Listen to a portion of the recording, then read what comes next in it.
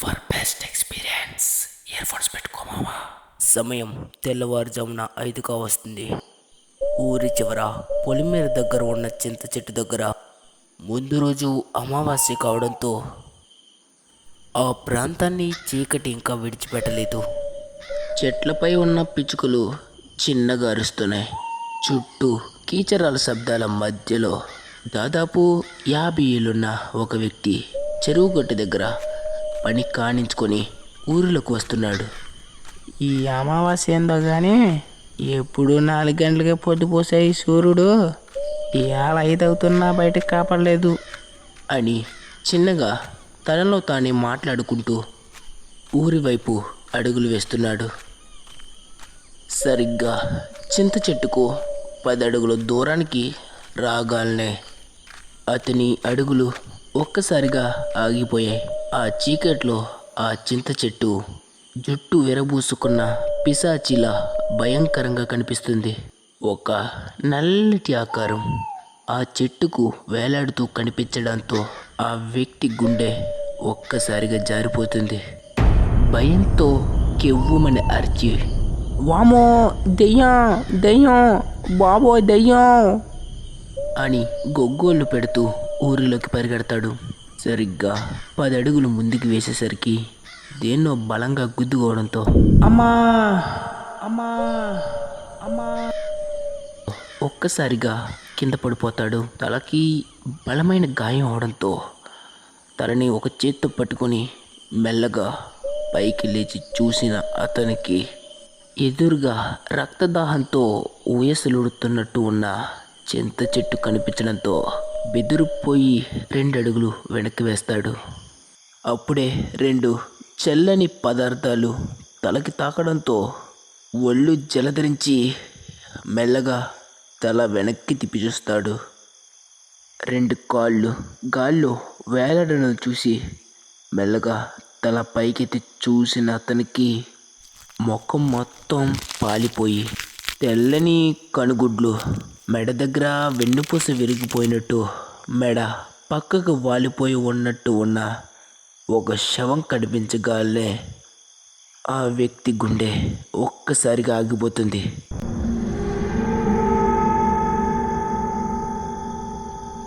వెంటనే ఒక్క క్షణం కూడా ఆలస్యం చేయకుండా గట్టిగా అరుచుకుంటూ ఊరిలోకి పరిగెట్టాడు.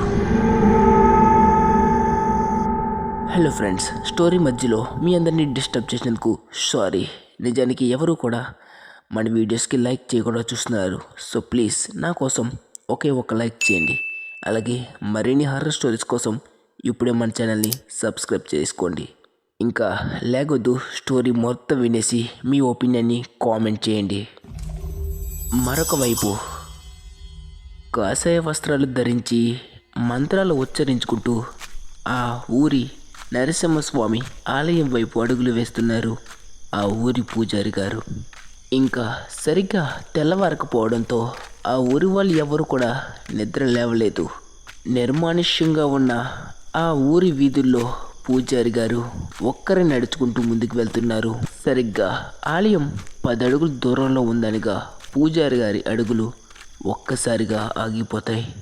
తన ప్రమేయం లేకుండా పూజారి గారి శరీరాన్ని మొత్తం చెమట ముంచేస్తుంది. మెల్లగా వెన్ను చిన్నగా వణకడం మొదలవుతుంది. పూజారి గారి కళ్ళు భయంతో చిన్నగా అదురుతున్నాయి. ఆలయం యొక్క సింహద్వారం దగ్గర ఒక నల్లటి ఆకారం కూర్చుని ఉంటుంది. అయ్యో లేదు లేదు, ఏ నారాయణ, ఏంటి స్వామి ఇది అని దేవుణ్ణి ఒకసారి తలుచుకొని మళ్ళీ ఆలయం వైపు చూస్తాడు. కదలకుండా అక్కడే స్థిరంగా ఉన్న ఆ ఆకారాన్ని చూసి, లేదు లేదు, ఇది స్వామివారి సన్నిధి, ఇక్కడికి ఆత్మలు వచ్చే అవకాశం లేదు, అదేంటో ఒకసారి చూడాలి అని చిన్నగా మనసులో అనుకుని ధైర్యం తెచ్చుకొని ఆలయం వైపు అడుగులు వేస్తాడు. ఆలయం ద్వారం దగ్గరికి వచ్చి ఆ ఆకారాన్ని చూసిన పూజారి గారి యొక్క ఆందోళన ఒక్కసారిగా తగ్గిపోతుంది. భయంతో గుడి గంటల్లా కొట్టుకుంటున్న అతని గుండె వేగం ఒక్కసారిగా ప్రశాంతంగా మారిపోతుంది. చేతిలో బ్యాగ్ పట్టుకొని సింహద్వారానికి తల ఆనించి నిద్రపోతున్న విశ్వాన్ని చూడగానే "ఉహ్, హ్మ్, నేను ముందే అనుకున్నాను. అయినా స్వామివారి సన్నిధిలోకి ఆత్మలు ప్రేతాత్మలు ఎందుకు వస్తాయి" అని ఆలయం వైపు తిరిగి "ఓం నారాయణాయ నమః" అని రెండు చేతులు పైకి జోడించి నరసింహస్వామికి దండం పెట్టుకుంటాడు. తర్వాత నిద్రపోతున్న విశ్వ వైపు తిరిగి "బాబు, ఎవరు నువ్వు? బాబు నిన్నే. బాబు ఎవరు నువ్వు?" అని ఎంత పిలిచినా విశ్వ స్పృహలోకి రాలేదు. "ఆ, లేవటం లేదేంటి? బాబు నిన్నే బాబు, ఎవరు నువ్వు? ఇదేంటిది, ఎంత లేపుతున్నా స్పృహలోకి రావటం లేదు" అని కంగారుగా మనసులో అనుకుంటూ ఆ చుట్టుపక్కలంతా చూస్తాడు. అప్పుడే కొంచెం దూరంలో చుక్క చుక్క నీళ్లు కారుతున్న కుళాయి కనిపించడంతో ఆలస్యం చేయకుండా ఆ కుళాయి దగ్గరికి వెళ్ళి రెండు చేతుల్లో కొంచెం నీరుని పట్టుకొని విశ్వ దగ్గరికి వస్తాడు.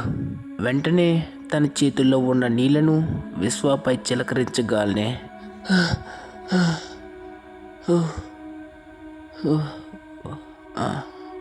ఉలిక్కిపడి లేచి ఒకసారి చుట్టూ చూసి తర్వాత తన ఎదురుగా ఉన్న పూజారి గారి వైపు చూసి "ఎవరు మీరు?" అని అడగడంతో ఆ పూజారి గారు "నేను ఈ గ్రామం యొక్క పూజారిని బాబు. నేను చూస్తుంటే ఈ వాడిలా కనిపించట్లేదు. కట్టుబట్ట చూస్తుంటే పట్నం వాడిలా ఉన్నావు." "అవునండి, నాది ఈ ఊరు కాదు. నేను సిటీ నుంచి వచ్చాను మా ఫ్రెండ్ ఒకరిని కలవడానికి" అని విశ్వ చెప్పడంతో "ఏంటి, నీకు ఈ విషయం తెలీదా బాబు? మా ఊరిలోకి కొత్త వాళ్ళకి ప్రవేశం లేదు. పూజారి గారి మాటలకి విశ్వ ఒక్కసారిగా షాక్ అవుతాడు. "ఏంటి, కొత్త వాళ్ళకి ప్రవేశం లేదా? అంటే మీ ఉద్దేశం ఏంటి?" అని అడగడంతో "నా ఉద్దేశం అంటూ ఏమీ లేదు బాబు. ఇది ఈ ఊరి కట్టుబాట్లు, పంచాయతీ ఇచ్చిన తీర్పు. ఈ ఊరిలోకి కొత్త వాళ్ళు ఎవరికి కూడా ప్రవేశం లేదు.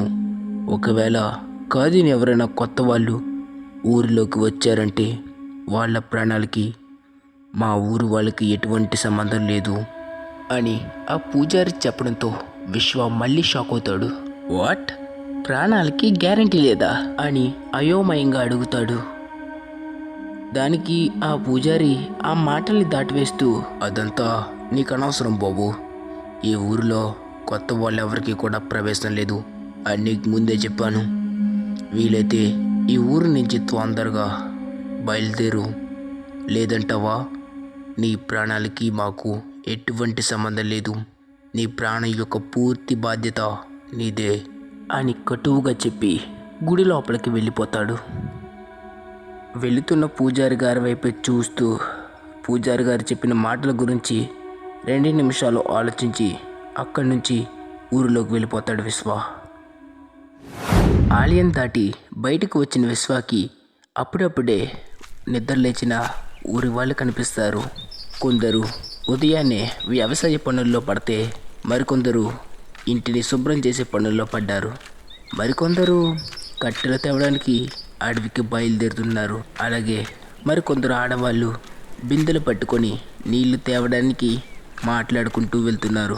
అవన్నీ చూసిన విశ్వకి పల్లెటూర్ల అందాలు ఫస్ట్ టైం పరిచయం అయ్యాయి. మెల్లగా ఆ స్వచ్ఛమైన గాలిని పీలుస్తూ ఊరిలో నడుస్తున్న విశ్వకి నిన్న రాత్రి జరిగిన ఒక్కో సంఘటన గుర్తొస్తున్నాయి.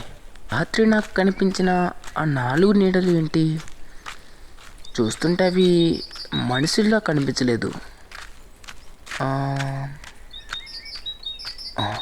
కొంపతీసి ఆటోతో చెప్పిన నిజంగా ఈ ఊళ్ళో దెయ్యాలున్నాయేంటి అని రకరకాలుగా ఆలోచిస్తూ ఊరిలో నడుస్తున్న విశ్వాని ఆ ఊరి జనమంతా వింతగా చూస్తున్నారు.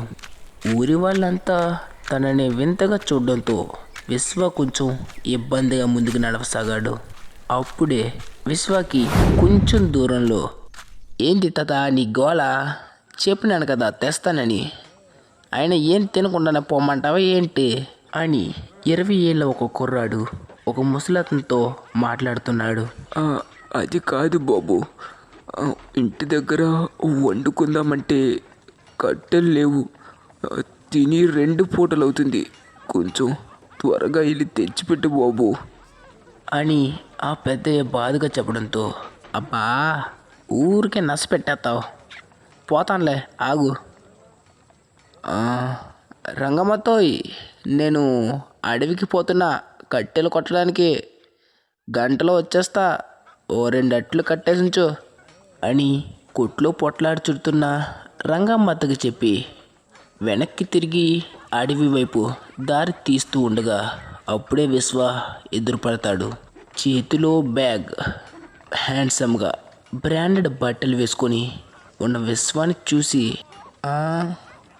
ఎవరు స్వామి నువ్వు, చూస్తుంటే మా ఊరు ఊళ్ళో లేవే,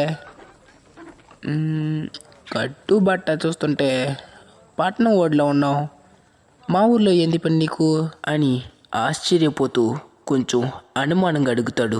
అప్పుడు విశ్వ, నా పేరు విశ్వ, నేను సిటీ నుంచి వచ్చాను, మా ఫ్రెండ్ ఒకరిని కలవడానికి, తనది ఈ ఊరే అని చెప్పడంతో, ఏందే మీ ఫ్రెండ్ అని కలిసి ఉందానికి మా ఊరు వచ్చినావా, అయినా నీకు ఈ విషయమే ఎరకదా, పొరుగురు వాళ్ళకి కొత్త వాళ్ళకి మా ఊరు లోపలికి ప్రవేశం లేదు సామే, ఇంకా పచ్చిగా చెప్పాలంటే బయట వాళ్ళు ఎవ్వరు కూడా మా ఊళ్ళోకి రావడానికి ఏం లేదు అని 2 కళ్ళు పెద్దవి చేస్తూ చెప్తాడు వీరా అనే పేరు గల యువకుడు.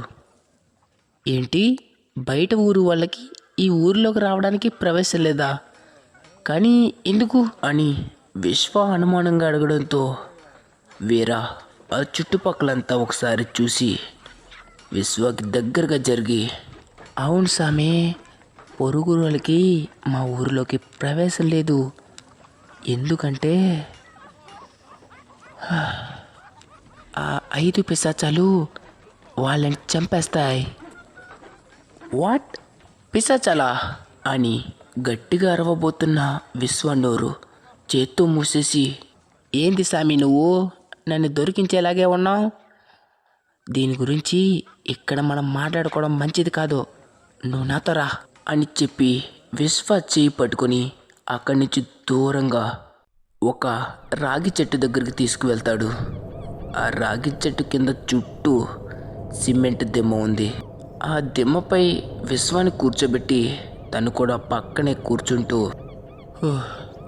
మనం వీటి గురించి ఊర్లో ప్రస్తావించకూడదు సామి, ఒకవేళ అలా మాట్లాడినామంటే మన ప్రాణాలకే ప్రమాదం అని వీరా మెల్లగా విశ్వాతో చెప్తాడు. ఈ పిశాచాలేంటి మనుషులు ఎందుకు చంపుతున్నాయి, అసలుకి నిజంగా ఈ పిశాచాలు ఉన్నాయా అని విశ్వ అనుమానంగా అడుగుతాడు. అవును సామి, నిజంగా ఈ ఊళ్ళో పిశాచాలు ఉన్నాయి, మొదట్లో నేను కూడా నమ్మలే, కానీ ఎప్పుడైతే ఈ ఊర్లో హత్యలు మొదలయ్యాయో అప్పటి నుంచి నేను నమ్మడం మొదలుపెట్టా అని చెప్పడంతో విశ్వ షాక్ అయి వీరా వైపు చూస్తూ ఉంటాడు. అప్పుడు వీరా ఇంకా మాట్లాడుతూ, నీకు విషయం చెప్పేదా సామి, ఈ ఊర్లో ఏ హత్య జరిగినా అది చాలా అనుమానాస్పదంగా జరిగేది, ఆఖరికి పోలీస్ కంప్లైంట్ ఇస్తే వాళ్ళేమన్నారో తెలుసా, శవం మీద ఒక్క ఆధారం తాలూకు గుర్తులు కూడా లేవంట, అదే ఏలుముద్రలు, ఇవన్నీ ఆత్మహత్యలని కేసులు మూసేశారు. తర్వాత మాకేం చేయాలో ఎరకలేదు, అప్పుడే మేము కొంతమందిని రాత్రిపూట కాపలా ఉంచినాం, అయితే విచిత్రంగా తెల్లవారుజామున అయ్యేసరికి వాళ్ళంతా రక్తం కక్కుకొని చచ్చిపోయారు. దాంతో మాకు అర్థమైపోయిందే ఈ ఊర్లో దెయ్యాలు తిరుగుతున్నాయని అని చెప్పగా విశ్వ బుర్రలో ఎన్నో ఆలోచనలు పిశాచి గోసలా తిరుగుతున్నాయి. కానీ వీరా మాత్రం అదేం పట్టించుకోకుండా విశ్వకి మొత్తం ఆ ఊరి గురించి చెప్పుకుంటూ పోతున్నాడు. అప్పుడే ఆ రాగి చెట్టు దిమ్మ పక్కన ఉన్న ఇసుకలో నుంచి చిన్నగా కదలికలు మొదలయ్యాయి. మెల్లగా 2 వేళ్ళు ఆ ఇసుకలోంచి బయటకు వచ్చాయి. చిన్నగా చిన్నగా చిన్నగా బయటకు వచ్చి ఒక పూర్తి చెయ్యి బయటకు వచ్చింది. నల్లగా కాలిపోయినట్టు ఉన్న ఆ చెయ్యి చాలా భయంకరంగా కనిపిస్తుంది. హార్ట్ అటాక్ పేషెంట్లుంటే ఆ చెయ్యిని చూడగానే గుండాకి చచ్చిపోవడం ఖాయం. విశ్వ అలాగే వీర మాట్లాడుకుంటూ ఉండడం వల్ల వాళ్ళిద్దరూ ఆ చెయ్యిని పట్టించుకోలేదు. ఆ చెయ్యి మెల్లగా గట్టు మీద పాకుతూ పైకి వస్తుంది. సరిగ్గా అది విశ్వ వీపు దగ్గరగా వచ్చి అతన్ని పట్టుకుంటూ ఉండగా, వినండి, ఊరిలో మళ్ళీ కొత్త శవం కనిపించింది. కావున ఊరిలో ప్రతి ఒక్కరూ కూడా పంచాయతీ చెట్టు దగ్గరికి రావాలని ఊరి పెద్ద ఆజ్ఞ. హో పారావు సార్. డప్పు కొట్టే అతని మాటలు దూరంగా వినిపించడంతో వీర అలాగే విశ్వ ఒక్కసారిగా తలలు తిప్పి అతని వైపు చూస్తారు. అంతే, అప్పటిదాకా విశ్వాన్ని పట్టుకోవడానికి వచ్చిన చెయ్యి ఒక్కసారిగా మళ్ళీ వెనక్కి భూమిలోకి వెళ్ళిపోతుంది. ఆ డప్పు కట్టుకుని అతను చాటిపి వేసుకుంటూ ఊరిలో వెళ్ళిపోతున్నాడు. అతని మాటలకి వీర విశ్వ వైపు తిరిగి, సామే చూస్తుంటే మళ్ళీ ఎవడికో మూడినట్టుంది, పద తొందరగా పోయి చూద్దాం అని విశ్వ చేయి పట్టుకొని పంచాయతీ వైపు తీసుకుపోయాడు. అలా వాళ్ళిద్దరూ అక్కడి నుంచి వెళ్ళిపోగానే అప్పటి వరకు అదే చెట్టుపై ఉన్న ఒక గుడ్లగూబ గాల్లోకి ఎగిరి ఒక్కసారిగా గాల్లో కలిసిపోయింది. ఊరి మధ్యలో పిశాచి జడల్లా ఒకదానితో ఒకటి అల్లుకుపోయి ఉన్న మర్రి చెట్టు ఊడల కింద ఒక దిమ్మపై దాదాపు 50 ఏళ్ళున్న ఒక వ్యక్తి కూర్చున్నాడు. అతని ముఖంలో గంభీరం, పొగరు స్పష్టంగా కనిపిస్తున్నాయి. ఆ ఊరిలో ఎవరైనా సరే అతని చూపుల్లో పొదిరికి ఖచ్చితంగా భయపడాల్సిందే. తన ముందు ఉన్న ఊరి ప్రజల వైపు తీక్షణంగా చూస్తూ గంభీరంగా కూర్చున్నాడు ఆ ఊరి ప్రెసిడెంట్ అయిన గోపాలవర్మ. అతని పక్కనే అతని పాలేరు చేతులు కట్టుకొని నిల్చున్నాడు. జనాలు వాళ్ళలో వాళ్ళే చిన్నగా గుసగుసలు మొదలుపెట్టారు. అప్పుడే పాలేరు, అందరూ నిశ్శబ్దంగా ఉండండి, ప్రెసిడెంట్ గారు మాట్లాడతారంట అని అరవడంతో ఆ ఊరు వాళ్ళంతా సైలెంట్గా మారి ప్రెసిడెంట్ గారి వైపు చూస్తూ ఉంటారు. అప్పుడే అక్కడికి వచ్చిన వీర అలాగే విశ్వ అక్కడ ఏం జరుగుతుందో చూద్దామని పక్కగా నిల్చుంటారు. గోపాలవర్మ తన ఎదురుగా తెల్లటి గుడ్డతో కప్పి ఉన్న శవాన్ని చూస్తూ పైకి లేచి మెల్లగా దాని దగ్గరికి వెళ్ళి ఆ శవంపై ఉన్న గుడ్డని మెల్లగా పక్కకు జరుపుతాడు. ఆ శవాన్ని చూసిన ఊరి ప్రజలు బెదిరిపోతారు. వాళ్ళ కళ్ళల్లో భయం స్పష్టంగా కనిపిస్తుంది. వారి ముఖాల్లో చావు మరణం రూపంలో తాండవిస్తుంది. ఒకసారి గొంతు సవరించుకొని, ఈ శవాన్ని చూస్తుంటే మన ఊరి వాళ్ళ కనిపించట్లేదు, మీలో ఎవరికైనా ఇతని గురించి ఏమైనా తెలుసా అని గోపాలవర్మ గట్టిగా అరవడంతో, తెలీదు ప్రెసిడెంట్ గారు అని ఊరు ప్రజలు అంతా చెప్తారు. అప్పుడే అతి కష్టం మీద జనాల్ని తప్పించుకుంటూ చిన్నగా ముందుకు వచ్చిన విశ్వ ఆ శవాన్ని చూసి ఒక్కసారిగా షాక్ అవుతాడు. ఇంతకీ ఆ శవం ఎవరిదంటారు? మన కథలో ఇంకా ఎన్ని మలుపులు తిరగబోతున్నాయి తెలుసుకోవాలంటే ఇప్పుడే మన ఛానల్ని సబ్స్క్రైబ్ చేసుకొని బెల్ ఐకాన్ ఆన్లో పెట్టుకోండి. అలా చేస్తే మన వీడియో అప్లోడ్ చేయగానే ఫస్ట్ నోటిఫికేషన్ మీకే వస్తుంది.